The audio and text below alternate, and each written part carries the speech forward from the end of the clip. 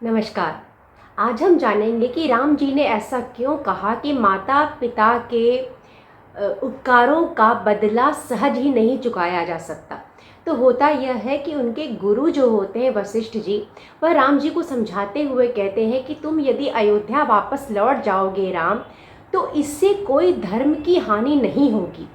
सभी चाहते हैं कि राम अयोध्या वापस लौट जाएं, जाबाली जी ने कहा है। और अभी वशिष्ठ जी उनको गुरु होने के नाते समझा रहे हैं। और उससे पहले वो राम जी से ये बात कहते हैं कि राम, किसी भी व्यक्ति के जो तीन गुरु होते हैं वो कौन होते हैं? माता, पिता और आचार्य। तो मैं तुम्हारा गुरु हूँ और मैं तुम्हारे पिता का भी गुरु रहा हूँ।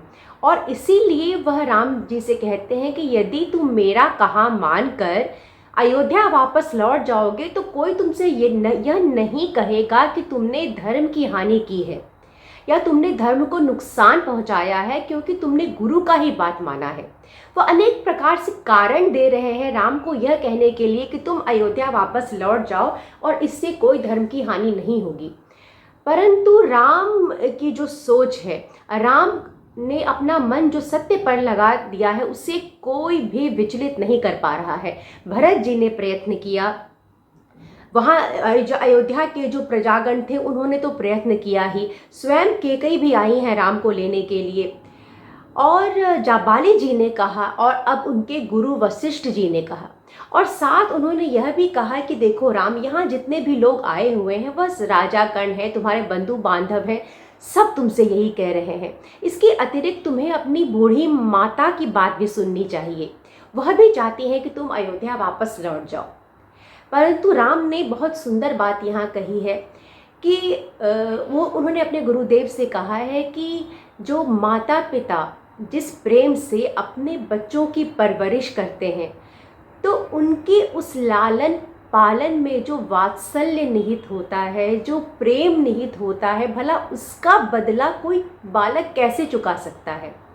क्योंकि राम जी के कहने का भाव होता है कि चाहे कोई गरीब हो, चाहे कोई संपत्तिवान हो, परंतु सब में वो वात्सल्य भाव तो होता है। और सब अपनी शक्ति के हिसाब से, अपने सामर्थ्य के अनुसार सब यही चाहते हैं कि अपने बच्चों का लालन पालन वह उत्तम ढंग से करें।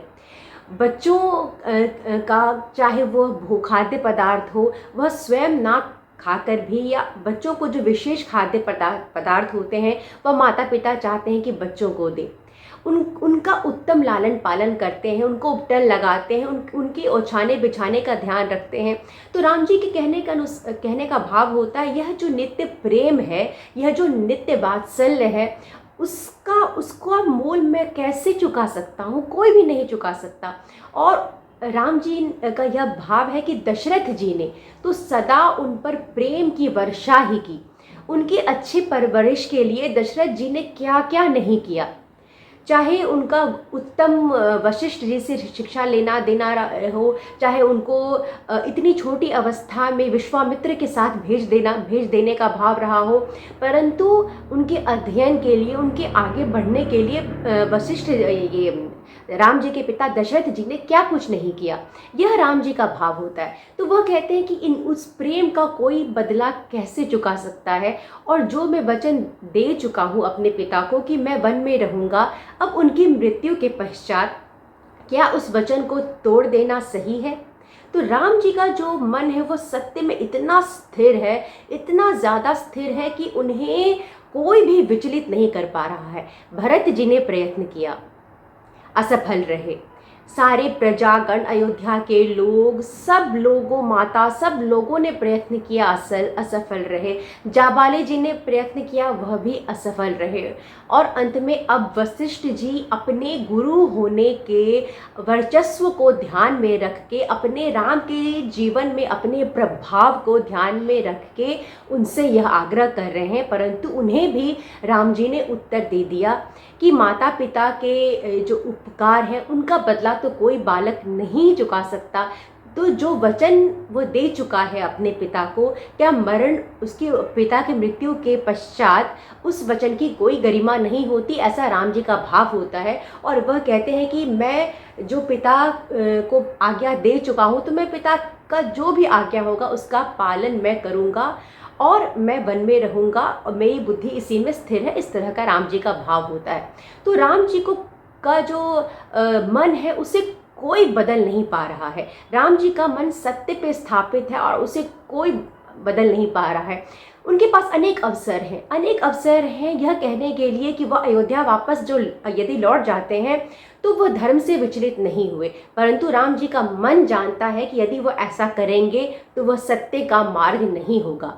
और राम जी ने हमेशा सत्य के मार्ग का अनुसरण किया, यह सोचे बिना कि उसका परिणाम क्या होगा।